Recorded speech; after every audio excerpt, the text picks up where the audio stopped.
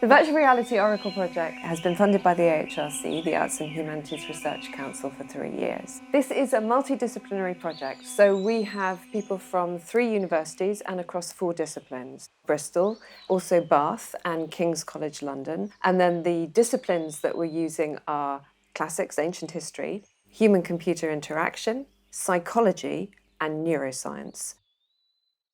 So an oracle is an ancient site where men and women would come and consult the gods about what they didn't know. The VR Oracle project is a VR experience of visiting the ancient site of the Oracle of Zeus in Dodona in ancient Greece in about the mid-5th century BC. What we are doing is looking at the experience of visiting a site, and we're concentrating on the stories of the people who were there. And that's not been done before. This creative study of ancient history allowed us to make cutting-edge advances in the psychological use of modern technology. In examining the experience of an oracle, our methods revealed what it's like to feel present in that moment, almost like a form of time travel to better understand the past. The question of what it would have been like to take part in religious rituals is very difficult to answer. But I think that creating an immersive experience, as we've done with the Virtual Reality Oracle, gets us a long way in our understanding.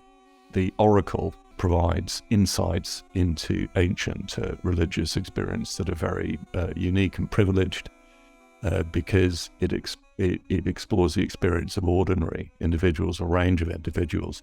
This work has helped accelerate virtual reality development through discovering the technical and personal individual factors that help make VR seem real.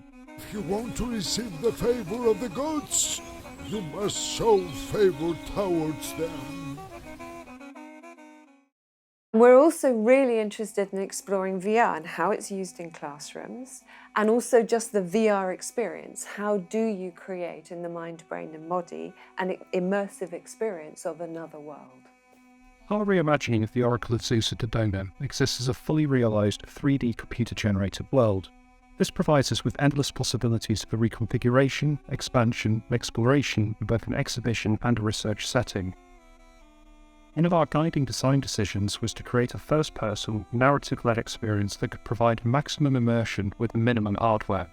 To do this, we carefully designed the VRO so that it would be fully accessible on a range of different platforms, to respond to different educational needs and the available resources. As part of the project, we created a website and a set of teaching resources to accompany the Virtual Reality Oracle experience. We wrote the teaching resources with the A-level classical civilization syllabus in mind, and the aim was to show what we know in short, accessible articles written by ancient historians.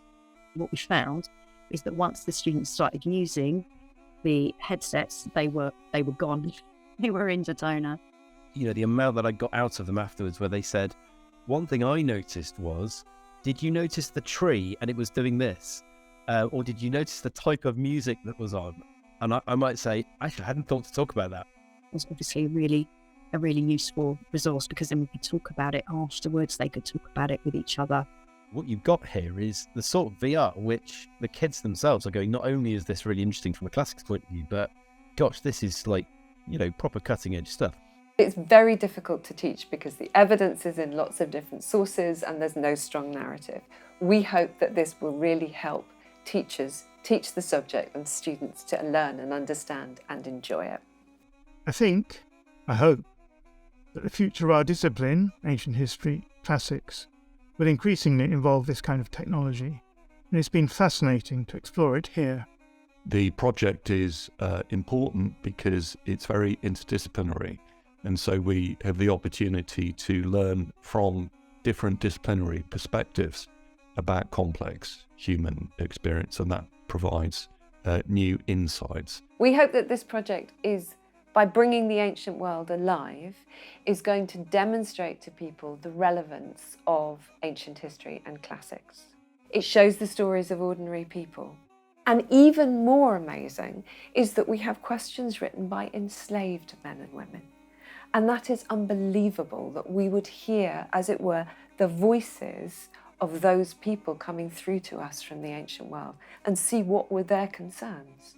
We're going to show just how relevant it is to modern concerns, so the anxiety and worries of the ancient people that really reflect anxieties and concerns that we feel today. And we're achieving this by bringing ancient history together with the very latest modern technology. This is bringing the ancient world into the modern world, into classrooms, into public spaces, so that everyone can appreciate just how significant and thought-provoking studying this subject is.